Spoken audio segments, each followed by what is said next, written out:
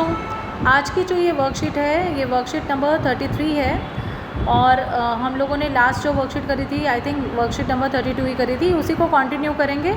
हम लोगों ने पढ़ा था कितने टाइप के एपिथेलियल टिश्यूज़ होते हैं, हम लोगों ने स्ट्राइटेड मसल के बारे में पढ़ा, स्मूथ मसल्स के बारे में पढ़ा और कार्डियक मसल्स के बारे में पढ़ा। उसी को आगे करते हैं।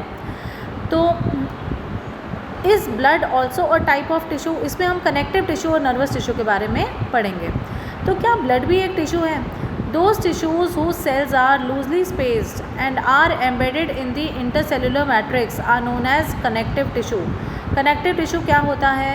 जिसके cells loosely placed होते हैं, ये देखो, जिसके cells loosely placed होते हैं, ठीक है, and are embedded in the intercellular matrix। और इंटरसेलुलर मैट्रिक्स मतलब सेल के बीच का जो मटेरियल होता है उसको हम इंटरसेलुलर मैट्रिक्स कहते हैं, और वो वहाँ पर होते हैं तो उनको हम कनेक्टिव टिश्यू कहते हैं। ब्लड भी एक टाइप का कनेक्टिव टिश्यू है। There are two components of the connective tissue. इसके दो पार्ट्स होते हैं। पहला होता है सेलुलर कंपोनेंट जो इसके सेल्स हैं, ठीक है, और दूसरा होता है इंटरसेलुलर मैट्रिक्स जो इनके बीच का जगह है, उनको हम इंटरसेलुलर मैट्रिक्स कहते हैं, ठीक है। तो दिस मैट्रिक्स कैन बी, जैसे साइटोप्लाज्म होता है ना, तो उसके अंदर सारे सेल ऑर्गेनल्स होते हैं जब हम प्लांट की बात करें, तो इसी तरह से यहाँ पर भी क्या होता है, इस सेल्स के बीच की जगह को, मैट्रिक्स को, लिक्विड को हम क्या कहते हैं, इंटरसेलुलर मैट्रिक्स। ये जो मैट्रिक्स है वो जेली लाइक भी हो सकता है, जैसे मैंने बताया ना, फ्लूइड हो सकता है, डेंस भी हो सकता है और रिजिड और हार्ड भी हो सकता है। The nature of matrix depends upon the specific function perform by the connective tissue. ए मैट्रिक्स का क्या नेचर है वो डिपेंड करता है कि depends upon the specific function, क्या उसका स्पेसिफिक फंक्शन है, ठीक है। तो different types of connecting tissues are, connective tissue के अलग अलग पार्ट्स हैं। ब्लड हो गया, फिर है बोन, फिर है कार्टिलेज, लिगामेंट, टेंडन, एरियोलर और एडिपोज, ठीक है। तो हम स्टार्ट करेंगे ब्लड से।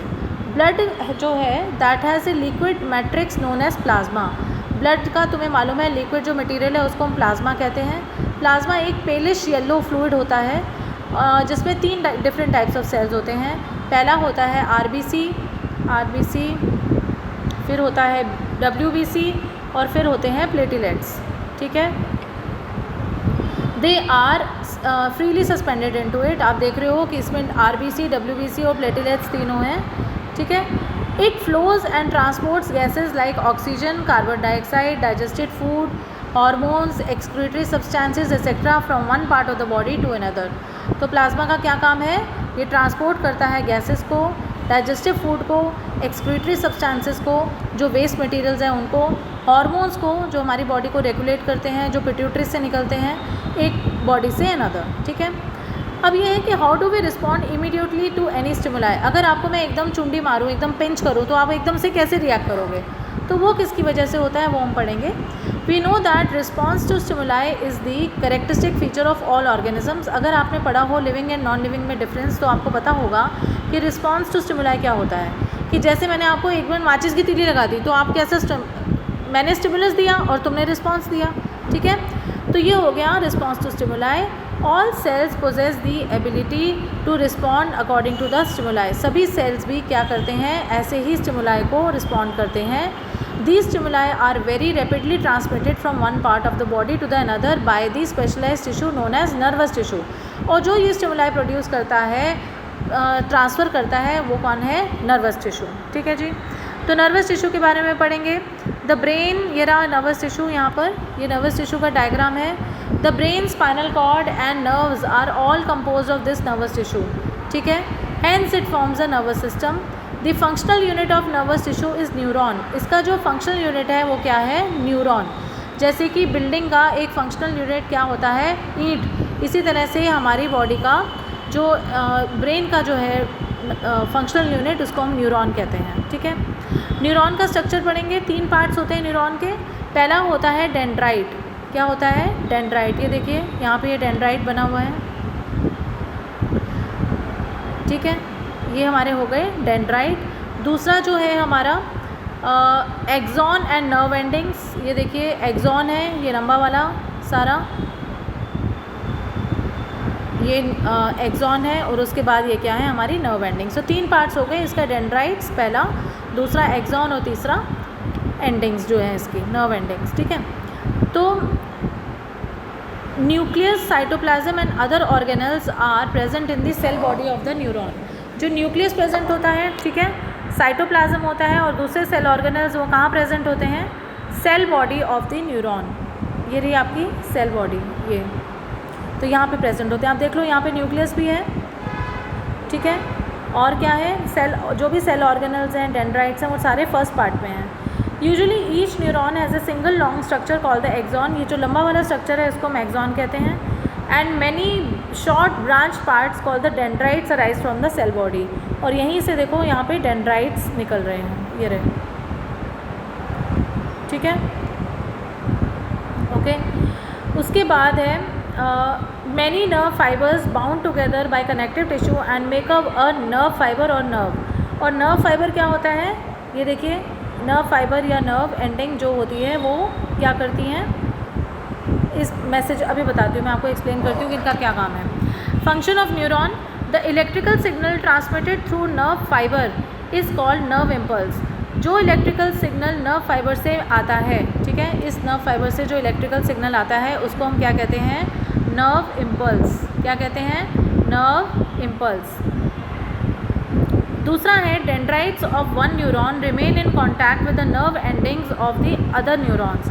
अब जो ये आपको डेंड्राइट्स नज़र आ रहे हैं, जो आपको ये डेंड्राइट्स नज़र आ रहे हैं, ये दूसरे न्यूरॉन से कनेक्टेड होते हैं, ठीक है, ये दूसरे न्यूरॉन से कनेक्टेड होते हैं। तो यूजुअली ईच न्यूरॉन, तो dendrites of the one neuron remain in contact with the nerve endings of the other, ठीक है, दूसरी बात हो गई। And transmit the nerve impulse from different part of the body to the brain and spinal cord. और इनका काम होता है कि जो ये हमारे मैसेजेस हैं ये हम लोगों को कहाँ भेजें, ब्रेन में और स्पाइनल कॉर्ड में। और neurons send and receive signals from the brain. और जो ये न्यूरॉन्स होते हैं वो क्या करते हैं, ये ब्रेन से सिग्नल रिसीव करते हैं। तो ये हमारी कहानी हो गई, 3 चीज़ें हो गई, दोबारा समझिए। पहली बात ये कि न्यूरॉन्स का जो इलेक्ट्रिकल सिग्नल है वो नर्व फाइबर के द्वारा ट्रांसमिट होता है, इसलिए उसको नर्व इम्पल्स कहते हैं। दूसरी चीज़, डेंड्राइट जो हैं वो एक न्यूरॉन के, ये जो डेंड्राइट्स हैं ये ऐसे होता है एक्चुअली, ये देखो, ये वाला जो ये इन्होंने जैसे ये हो गए, ये डेंड्राइट्स हो गए, ओके, ये एक्सॉन हो गया। तो ये जो डेंड्राइट्स हैं ये यहाँ पे ऐसा ही एक और आ जाएगा,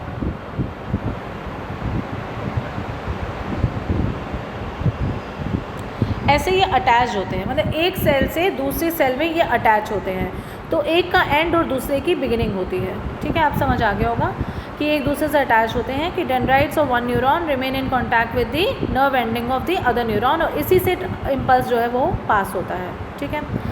फिर क्वेश्चन नंबर 1 है व्हाट आर कनेक्टिव टिश्यूज़। तो ये आंसर नंबर 1 ऊपर ही लिखा हुआ है, the tissues who are loosely packed and are embedded are in the intercellular matrix are called connective tissue. Example इसका देना है आपको, इसका एग्जाम्पल ब्लड है और बाकी भी बहुत एग्जाम्पल है, लेकिन अभी हमने ब्लड करा है। फिर है main function of nervous tissue.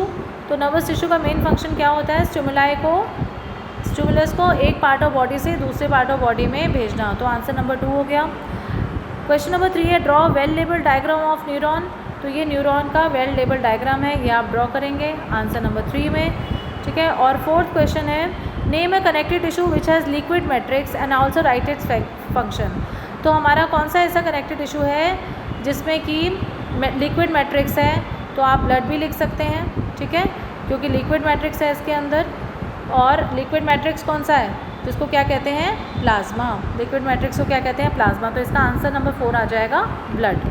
I hope आपको समझ आ गया होगा। फिर भी कोई डिफ़िकल्टी होगी तो हम क्लास में कंप्लीट करेंगे, नहीं तो आप कमेंट बॉक्स में पूछ सकते हैं। लाइक शेयर और सब्सक्राइब करना ना भूलिएगा। Take care.